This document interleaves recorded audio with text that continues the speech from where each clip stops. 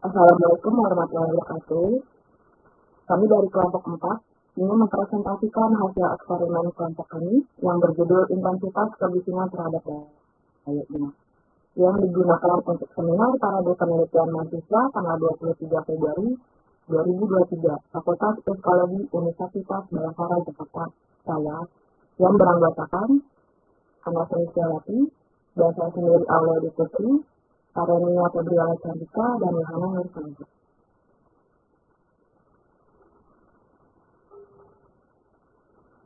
Yang pertama adalah pendahuluan, dibagi menjadi dua, fenomena dan masalah.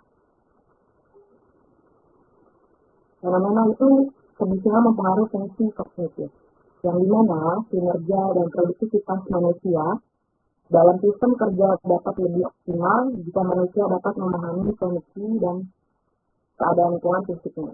Secara tidak langsung, kondisi fisik di lingkungan yang nyaman dan tidak nyaman akan mempengaruhi fungsi kognitif dalam sistem penyimpanan informasi, yaitu daya ingat. Daya ingat cukup rentan terhadap pengaruh dari lingkungan di sekitar, salah satunya dari kebisingan. Dan yang kedua, masalah. Mengganggu proses belajar dalam mengingat materi atau topik pembelajaran.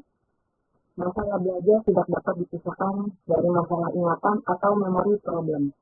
Karena konsep dari belajar dan ingatan sangat erat kaitannya dan hasil belajar harus tersimpan dalam familiar dalam ingatan untuk digunakan. Misalnya, kampus yang berada di pinggir jalan raya terkena imbas dari peningkatan kendaraan bermotor yang juga termasuk kebisingan. Kebisingan tentunya dapat berdampak buruk terhadap proses belajar mengajar dan konsentrasi siswa di kampus. Selanjutnya akan dibacakan oleh Ana Sulistiyawati.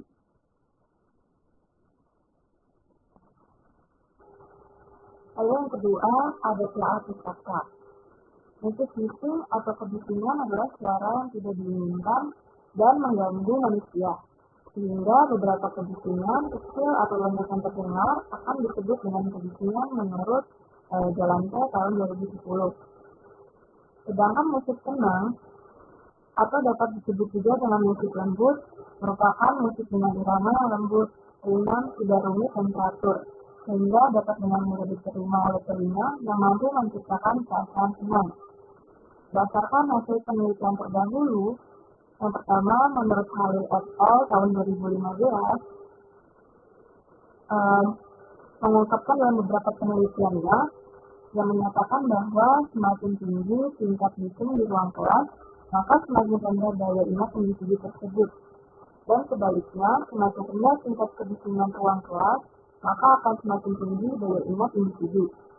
Lalu yang kedua, menurut J. Dadadi et al. Tahun 2019, laporan kebisingan yang lebih tinggi dari 85 dBA mempengaruhi beberapa aspek fungsi kognitif, seperti waktu reaksi, perhatian, dan memori. Lalu yang ketiga, menurut Giri dan Deli tahun 2019, tentang pengaruh kebisingan terhadap daya ingat pada remaja menunjukkan bahwa kebisingan dapat mempengaruhi memori seseorang, karena terdapat perbedaan memori pada kelompok remaja yang diberi kebisingan dan kelompok remaja yang tidak diberi kebisingan. Dan yang terakhir, menurut Mulyati tahun 2002, kebisingan suara jalan raya dapat mempengaruhi konsentrasi belajar dan memicu daya ingat seseorang karena daya konsentrasi kurang baik.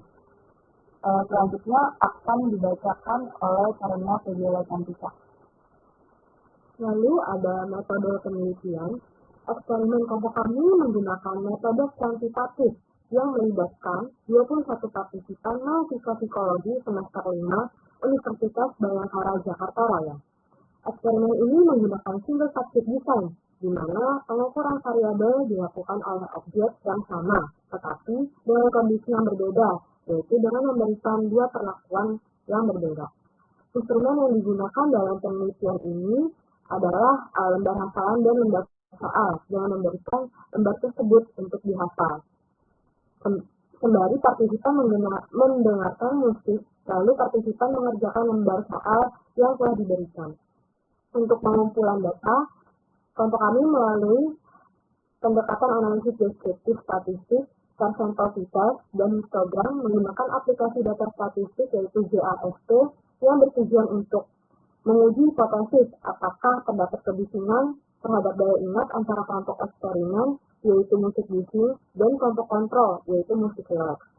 Nah, untuk rangsangan pengujian eksperimen kelompok kami dibagi menjadi dua kelompok, yaitu kelompok eksperimen dengan pemberian musik bising dan kelompok kontrol dengan pemberian musik relax yang merupakan variabel independen. Untuk variabel kontrol dalam eksperimen ini, kelompok kami memberi perlakuan berupa hafalan, menggunakan ruang tertutup, suasana sejuk yaitu ruang ber-AC, volume musik sebesar 50%, durasi pemutaran musik sebanyak 3 menit, dan juga variabel dependennya yaitu daya ingat. Apakah terdapat pengaruh pada kelompok eksperimen dan tidak terdapat pengaruh pada kelompok kontrol. Untuk pengujian eksperimennya, partisipan nantinya akan diberikan lembar hafalan yang harus dihafalkan, yaitu kelompok kata selama 3 menit sambil mendengarkan musik, baik musik relax ataupun musik bising yang didengarkan dari laptop yang dihubungkan oleh headphone dengan volume sebesar 50% dari sosial media yaitu YouTube. Partisipan harus mengisi lembar soal yang telah disediakan selama 6 menit. Untuk slide selanjutnya akan dibacakan oleh rekan saya yaitu Yohana Rahman Masalah.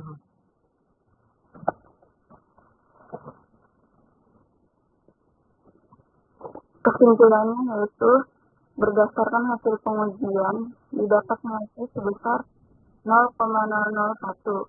Maka sesuai dasar pengambilan keputusan dalam uji percentile test dapat disimpulkan bahwa hipotesis penelitian diterima, yang artinya bahwa terdapat perbedaan antara kelompok kontrol dengan kelompok eksperimen.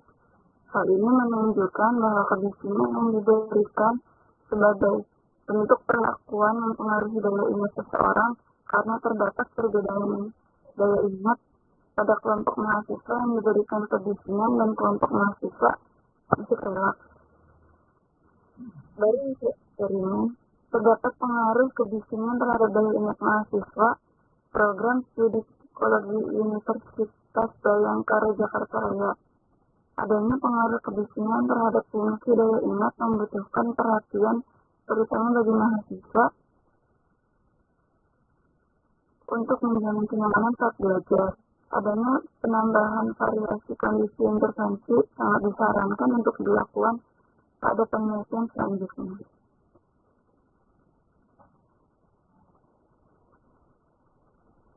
Sekian dari presentasi kami, kurang lebihnya mohon maaf. Wassalamualaikum warahmatullahi wabarakatuh.